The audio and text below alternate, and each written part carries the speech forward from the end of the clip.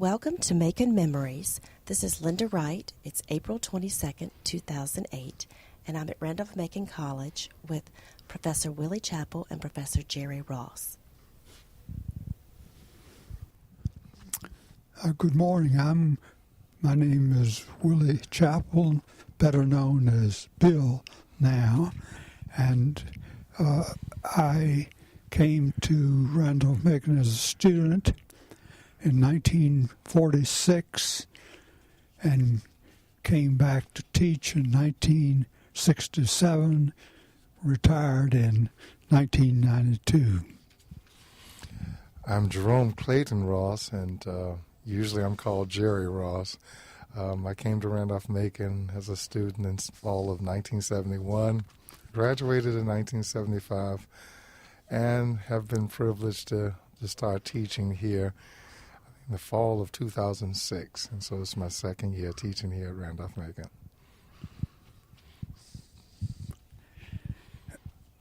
Jerry, as I look back over my student days at Randolph-Macon, and as I think back to them, I come to the conclusion that for every student who came here, it was sort of a crisis in their life, and we were a crisis in the institution's life. That is, there was always something going on the scene and behind the scenes also at college. I had just come out of being an infantryman in the 1st Infantry Division during World War II. Got in on the end of the war. Since our birthday is 1925. But when I got back, I thought I was rather grown up. After all, I wanted to get ahead with doing something advantageous to society rather than being combat infantryman. And I found here a firmly entrenched cadre of young men who hadn't been to war, but they were the people in charge on campus, and we had our struggles as to who would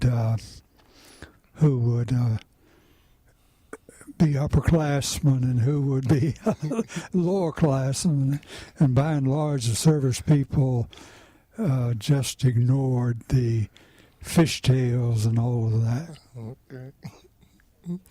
I'm just thinking about what you're just saying, that I was part of the new generation during the times of integration, and so just at the end of the 60s, and so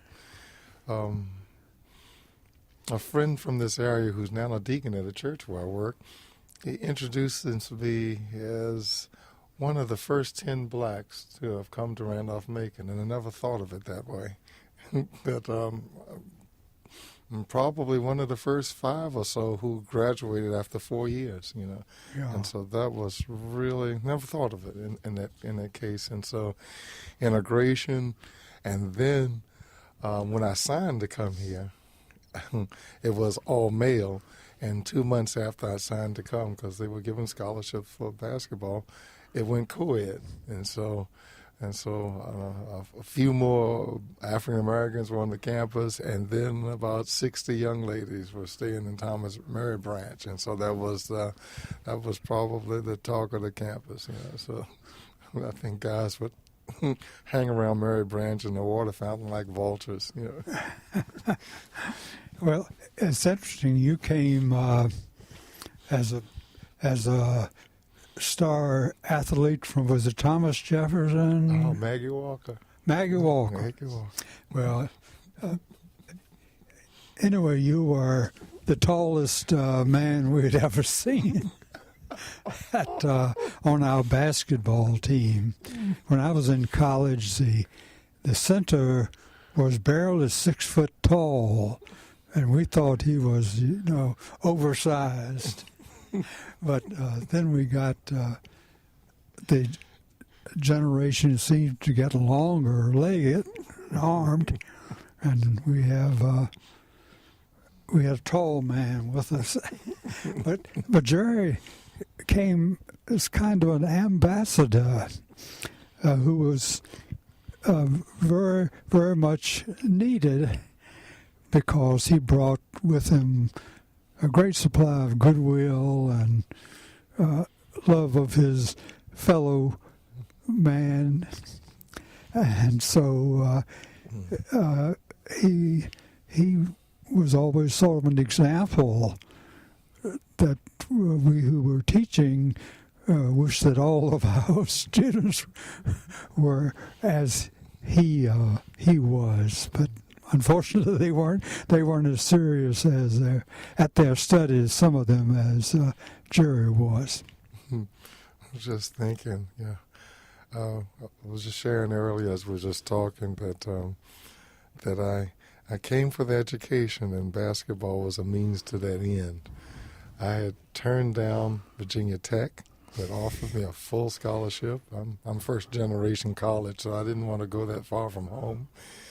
I visited maybe a couple other schools, and I was scheduled to visit William and Murray before I stopped at Randolph-Macon. After I visited here, I said, this is it. It was nice and small, it's in rural, and I was content to go to all-male school just to get away from Richmond and no distractions, the woods and everything. And it was really great, really great. It was really decent, and I really appreciated that. I remember when I came, the football team, we generally lost, especially when we played University of Richmond. Oh, boy. And we got walloped regularly by them. But that was a song we used to sing, cheer. Push them back to the railroad track.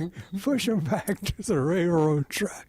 And I was thinking at that time, all of the college was on the eastern side of the railroad track, and now a good deal of it's over on the other side of the railroad track. In fact, Jerry, I think your office is over there, isn't it? Yes. It's one of the houses on 206 House Center Street. That's interesting. I didn't know that. Mm. Do you remember that song, Pushing Back? Pushing back way to back. the railroad track. Now that's a different ripple. I didn't remember that one. I was just thinking about Randolph-Macon had seen a few times before coming. My father drove truck, his last job, for 30 years at Rich Food. And he had a friend who lived out in this area, Mr. Mines, William Mines, and we'd come to visit him. So I drive past and see Randolph-Macon College. There's just glimpses of it. Had no clue anything about it, and didn't really know anything about it. My senior year, we won the state championship in basketball.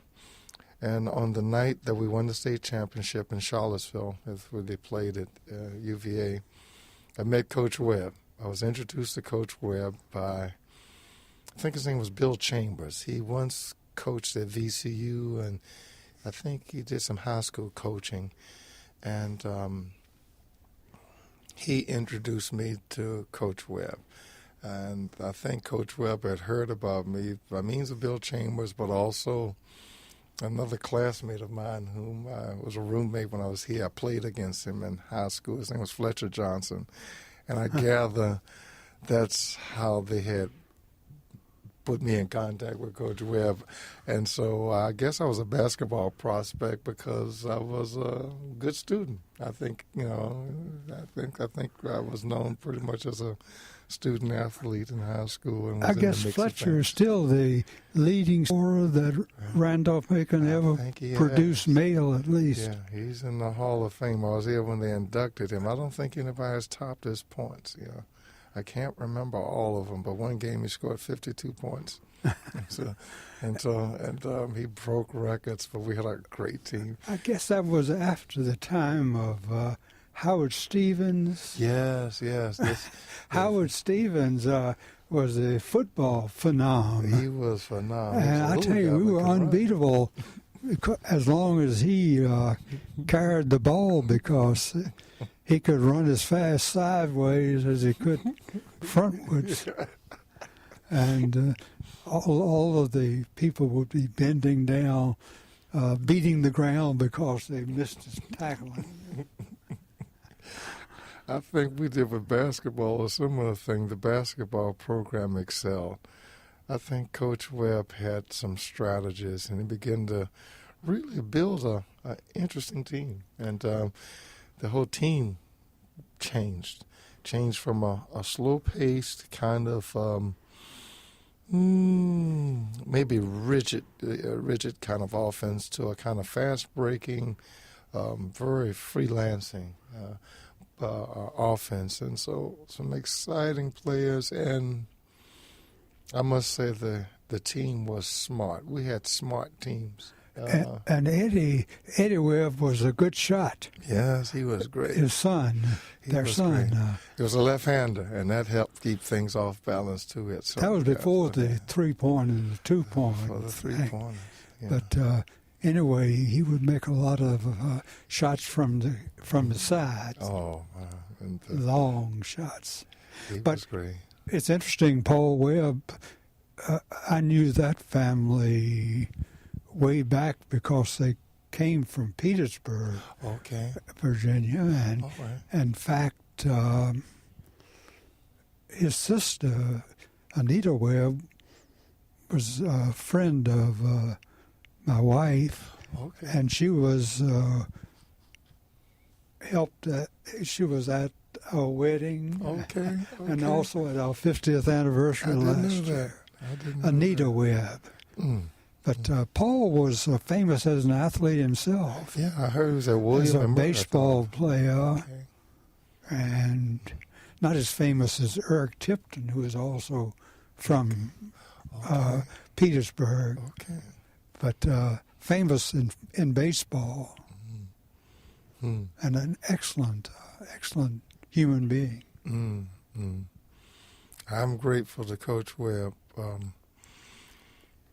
I saw him one time when we were recognized, when we dedicated the floor a couple of years ago, in the fall of 2006. I had a chance to thank him and express appreciation to the family that he gave me a chance to come. He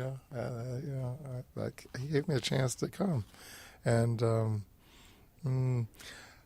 I was a role player, and so I wasn't a great shooter, so I would be off the bench eventually and things like that. But he gave me a chance, and the chance I wanted was to go to school. And so I came for the education, and I wasn't going to leave without it. And so I carried my books and all. And even upon coming, I heard it had a good religious studies program, and so that's why I picked the place among the schools that I had options, and it was nice and small.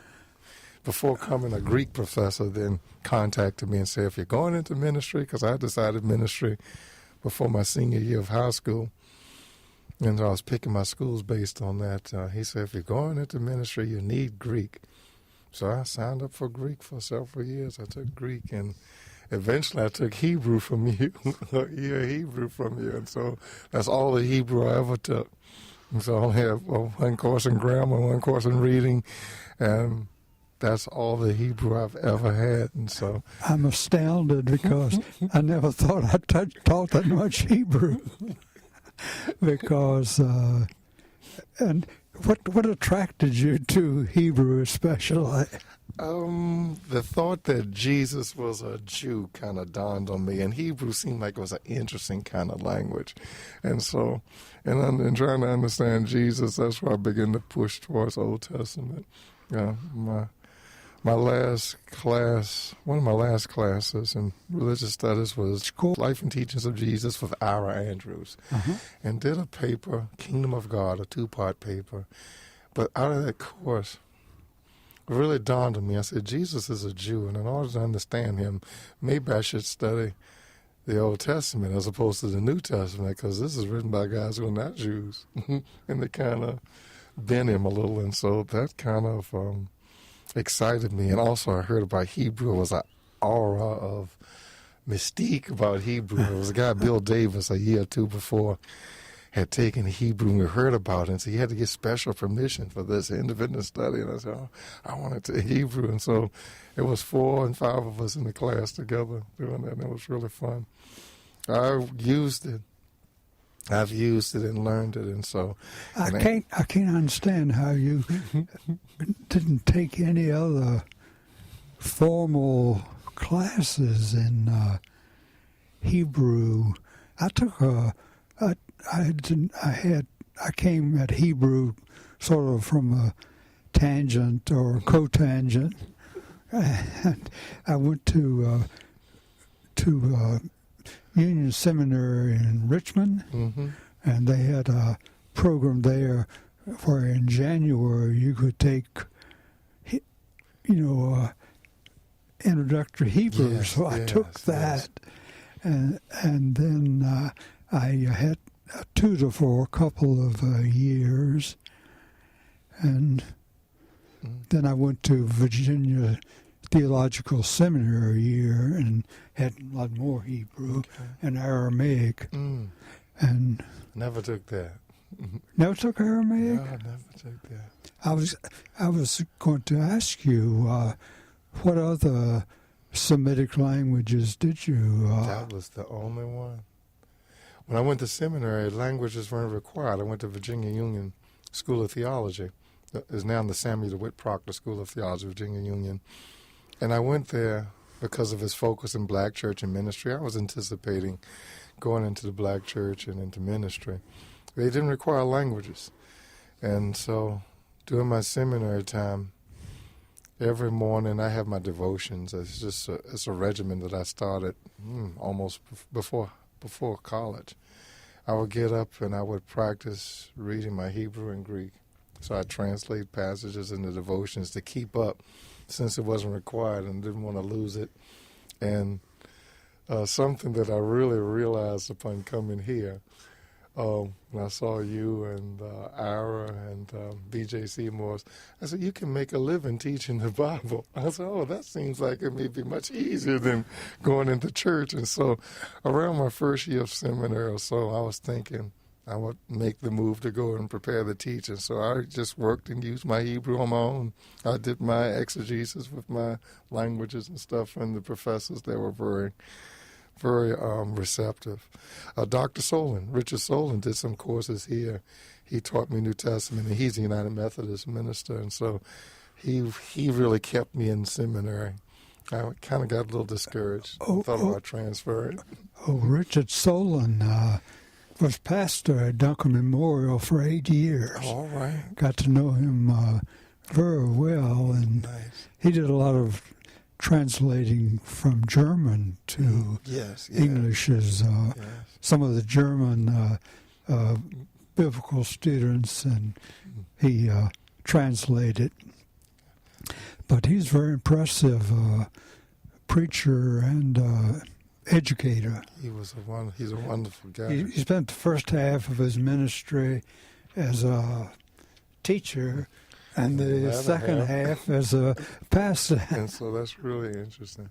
I thought he ought to have been a bishop, but we sort of, in the Methodist Church, we're sort of like the federal government in that we don't like to get anyone too intellectual to be bishop or president. He was just a wonderful guy. I'm going to leave that alone. But But when you got to, was the University of Pennsylvania? Pittsburgh. University of Pittsburgh. Did they require languages, other languages? They didn't require it. I had to do German up there. I had to pass French and German exams. Aren't they? I think so. I think the More ladies of are doing them. much better. Yeah, I think so. It has something to do with maturing. I think that has a lot to do with it, Lord knows. I'm just thinking of the quality of students. What I really appreciated about here, and it's more or less, it varies, you know. And so we had some guys who were shysters, and I remember guys who were cheaters, you know. But the thought that struck my mind to a significant degree, guys were concerned, and I said guys because that's what we associated with. Guys were concerned with studying. We would get together and study. And so the great fun, I think sometimes with doing exam weeks, you have study weeks or breaks.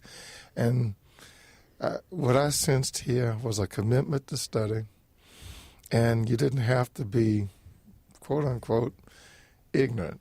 I remember going to guys' dorms and asking them, you know, about this and that. Guys would sit down and share and talk. Fellows would get together and study, and we'd help one another. And it was just really that kind of fun, and particularly once you got into your major.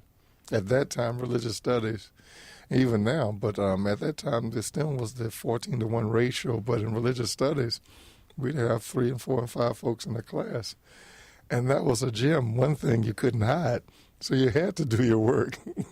But it was just, I mean, how much material we covered and things that we grasped. I still have my notes. They're all in my file cabinets, and what I do, I go and revisit them. My conclusions may be wrong, but I took good notes, and so I got a lot of good data, and my whole teaching style and formatting of notes I got from you, of charting things with notes. Did you take the course on the quest for the historical Jesus, or was I teaching? I can't remember whether I was teaching it that early on. Not that one. Probably I took Life not. and Teachings of Jesus with Ira.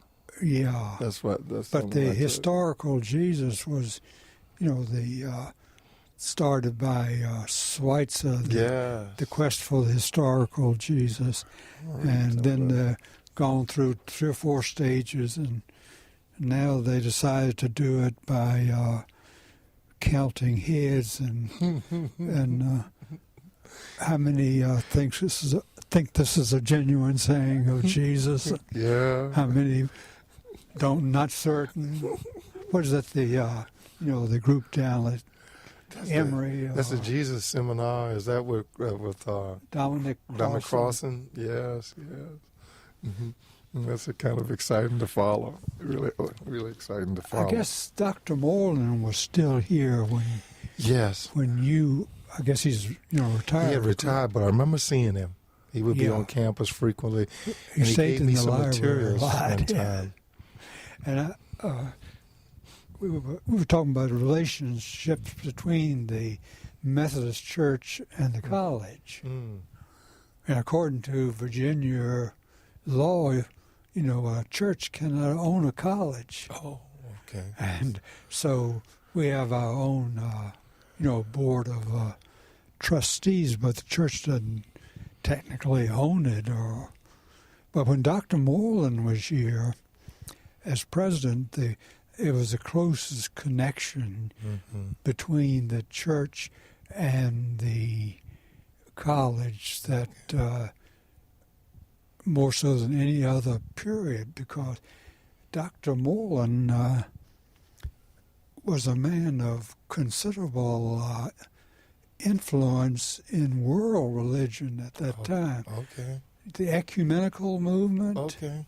After World War II. I didn't know. He was one of the 4 presidents of the World Council of Churches, along with people like Karl Barth and some others. Okay.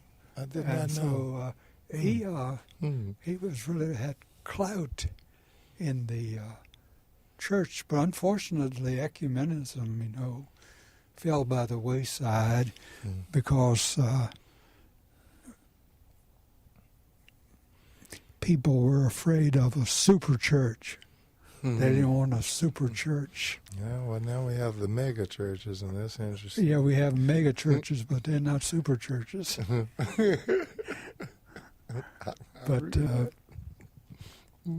But Dr. Moreland, I think he was the one who really carried that forward and got the Crusade for Christ going. Okay.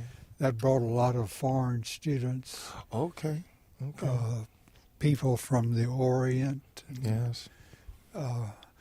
Liu Ding was, I think he ended up as Surgeon General of one of the Asian countries. Okay. And he came here. But now I think the connection with the Methodist Church seems to be pretty much exclusive with Duncan Memorial. Okay. With the connection between the college and the. Did they require religious studies courses when you came through? I think they stopped that requirement around the 60s or something. Actually, you had to have. Well, when I came, they had what they call a new curriculum, and there's probably been 2 new curriculums since then. I think the curricular wars could be a subject in itself, but at any rate. We had new requirements. You had to have 2 languages, be proficient in 2 languages. 2 languages. Yeah, and we had to take 4 different science courses, but none of them had a lab. Okay. So that was, and everybody had to take, take the religion or Bible. It was Bible then, and when George Terry had to retire because of blindness. Yes. He, followed by Dr. Clifford Edwards. Yes. Edwards, and became religious studies. Okay. And we took things like world religions and added them. And then religion got connected with religion and or philosophy. And then there was religion and or philosophy or history. And we just have gone around in circles, and I guess we still are. We're in between new curricula now, I think. Yeah. We have those 3 areas, the Bible, religion and culture, and world religions. Those are the 3 areas in religious studies. Yes. Didn't quite have it like that when I was here. But the requirements, you could, if you took history, you could skip religion and philosophy at one time. Okay. I remember taking Old Testament history or something, and they counted for history. Old Testament history and lit, so they counted in religious studies and also as a history kind of thing. I remember taking that. Dr. Edwards, Cliff Edwards was my advisor. I remember him. He's at VCU now, I understand. Dr. Edwards had a very illustrious career at VCU, and a matter of fact, I think he still, teaches some, maybe as retired. Okay. And then BJ, after Cliff Edwards had left, BJ came into teaching religion and ended up the head of the department, and she made a tremendous contribution to the college because she was a friendly kind of feminist.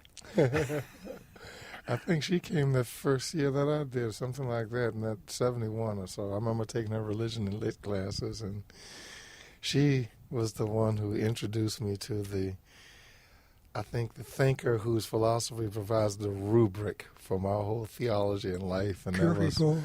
No, Martin Buber. Martin Buber. I remember reading Kierkegaard from her, but Martin Buber was a fascination. Yes.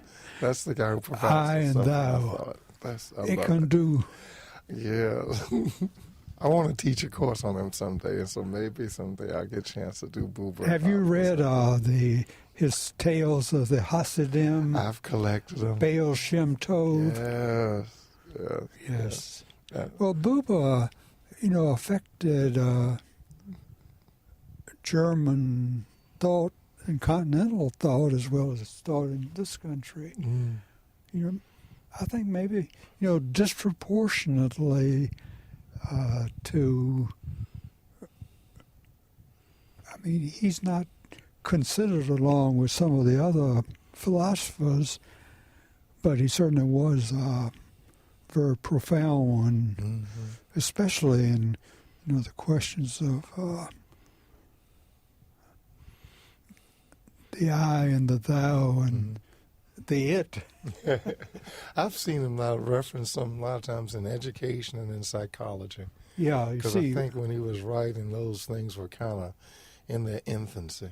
So it's like psychology was in its infancy, and he was offering, I think, probably different views from Freud and some of these others, and so.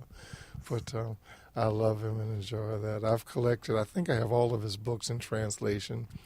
I've been trying to get a copy of his collected works in German, and so, I would love to just do that. But I'm sure they've done it.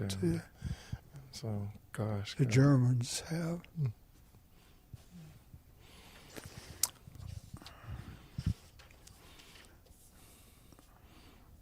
What was teaching like here for you?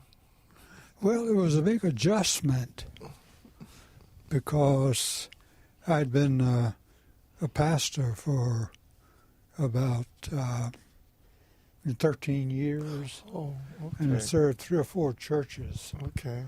A couple as assistant pastors. And I think they were very, every time I was an assistant pastor, there was usually a war going on in that particular church. We either wanted to move the church or, physically or theologically or something. But anyway, I survived those 2 apprenticeships. Oh, boy. And then I had 2 churches of my own. 2 different pastorates, one in Chesterfield County and one in Hanover. Okay. So I enjoyed that, but I seem to be spinning my wheels in the pastoral ministry, that I'd managed to work myself from the bottom of the ladder to the bottom of the ladder. Not that I wanted to climb, but I got tired about walking about in place, walking in place, not moving anywhere. And teaching, I was interested in teaching and study. I still study, I guess, 3 or 4 hours a day and write. That's great. I got some of your pieces. I'm an eternal student. I think that's I'm sure you are too. I think that's it. I pray for several things. I pray for good eyesight and a sound mind until the day I die, so I can read and study. Of course, they may have some side effects. Do you write, Jerry? Oh, gosh, I do. Yes, and it's not published stuff. And so the regular, I call my sermons lessons. I write those. I've written over hundreds of prayers because I write rituals and stuff for church. I've written a collection of meditations. I started them in college here, and they went for 20-some years or so, 20, 30 years, like a meditation for each day. And I think I may try to publish them. The thought is, what crosses my mind, who would buy it? But well, now, if that's a consideration, then it's a very serious one. because publishing seems to take about as much ego as being president, I think. I don't know. Because you've got to be willing to toot your horn or blow it pretty loudly. I'm not too good at that, but I never was very...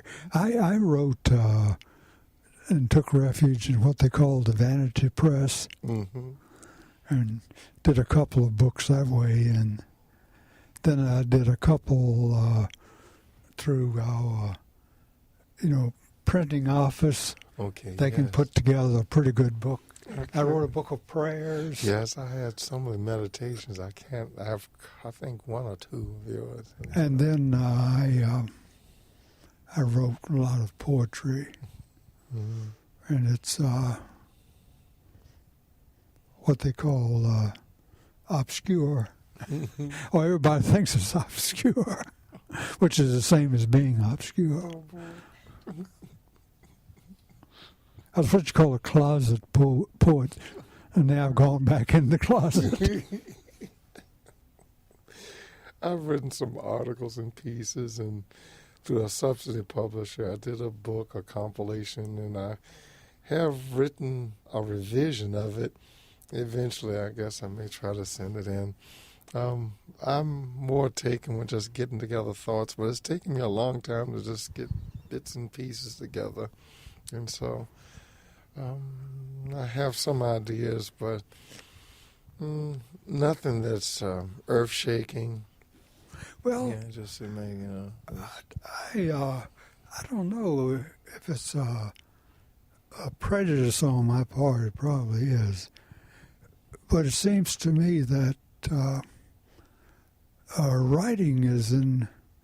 religious writing is now in a terrific slump.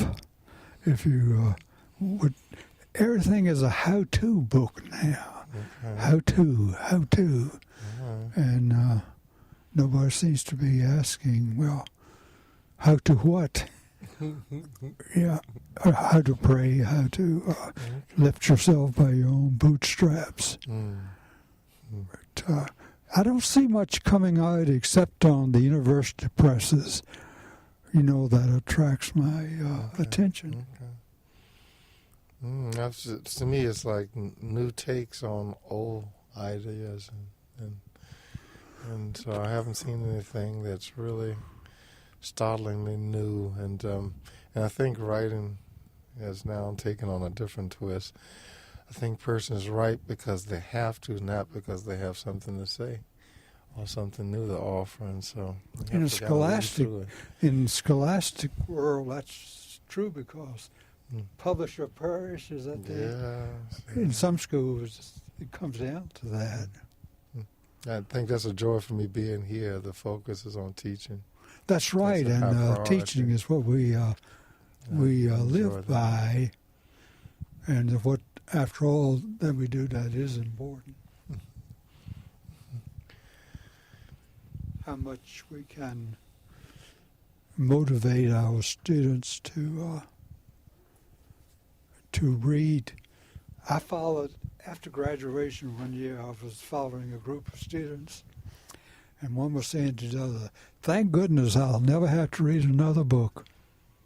And that seems to be sad. I had reading projects during the summer, and I was happy to get out of school so I can go and read what I wanted to, and I have my reading projects, and I don't know. It's just interesting. It's like pulling teeth. Have you had any experiences with the senior project? Does any students do? I first saw that with Dennis Howard the other week. That he's the only person that I have known and seen do the senior thesis, and I saw it. I thought that was really interesting, that project thing. I thought that was really a winner, but I don't know how widespread that is and if there are any around in the stacks. Oh, yes, there's plenty of them around. Okay. Randolph-Macon, with my students here? Yeah, I did one on Aristotle and Greek tragedy when Okay. I was here, and How long was it? How big? it was did about 100 pages, I think. Okay. And one of the best that I've ever seen was one by William Mallard, Okay. taught at Emory Okay. for many years. Okay. And he wrote one on the poetry of T.S. Eliot. I thought was first class. Okay. And yeah, there are whole stacks of them up there somewhere in archives. Okay, because I just said that seems to be so interesting. But as for leading senior projects, I did one or two, and none of them were pleased me too much. Okay. Because they start out saying they're going to do a lot, and ends up they don't. I can imagine.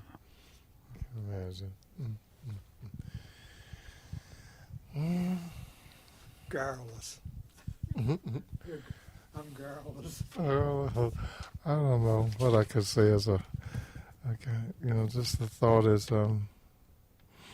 I'm happy to come back here, and my coming back and teaching is to give back to this alma mater. I worked at my previous one for 24 years, and so I kind of, with hope, anticipate spending the end of my career here. No time soon, but to give maybe 20-some years here. That would be great. And also I feel like I'm a guardian of a tradition. And so as I talk to students, it's just, just try to impress upon them, I guess, what Randolph Macon is, it's just so they can appreciate it. I explored, I enjoyed, I looked, I learned, and I made contact with the students, and it really formed me. And I'm kind of concerned that the students will really take advantage of that, and so I'm pushing, and the students for me are like children.